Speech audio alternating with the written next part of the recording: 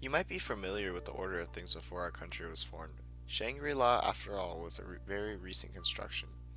Up until 2020, the world existed as you knew it to be. The United States was still the dominant power in the world, and China was on the rise as well. It was a transition from the old system where America was the sole superpower in the world after the USSR was defeated to a new multicultural system where there emerged more than one national superpower. Everything changed that year. 2020 was the beginning of a 5-year conflict that would end up molding the fabric as the world as we knew it. Everything started to end in with 2020. It was the last year of President Trump in the USA, and also the spreading of a new infectious disease known as the coronavirus. The coronavirus itself was nothing huge. It was more of a severe flu. It mainly affected the elderly, and the young didn't die from it often.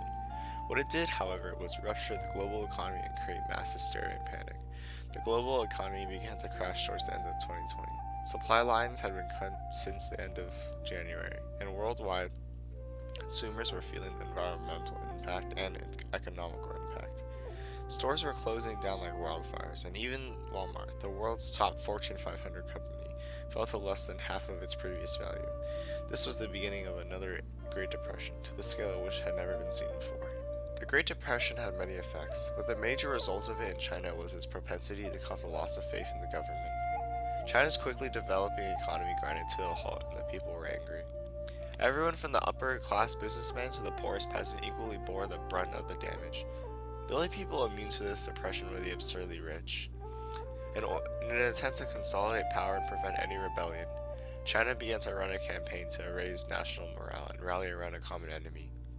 They used a strategy that many other countries had been using in the past, which was to blame their financial woes on another country. This strategy in fact worked and started to turn their East Asian neighbors. China in rapid succession invaded both Koreas, Japan, and Mongolia. This did help boost national morale, and the Chinese finally felt like they had effectively avoided the brunt of the depression. No other country was in position to aid the invaded countries. They themselves were dealing with their own struggles and could not help the others when they needed it most. The time when China finished their expansionist conquest was around February 2023.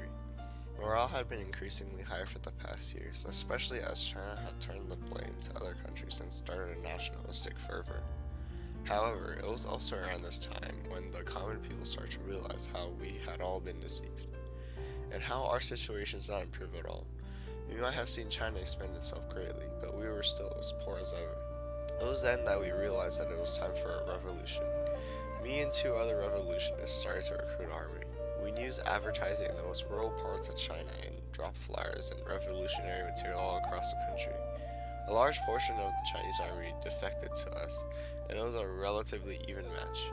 China's army was hijacked and they lost more than 3/4 of their troops. It was a perfect cataclysm, a storm of events. We ran on the campaign of hope, like many rulers before us. We promised to establish a welfare state where the needs of society and the welfare of each individual was prioritized. The war was bloody and well fought, but by the end of it, the old regime was no more. By 2025, we started to assemble the government that we had fought for over the past 2 years.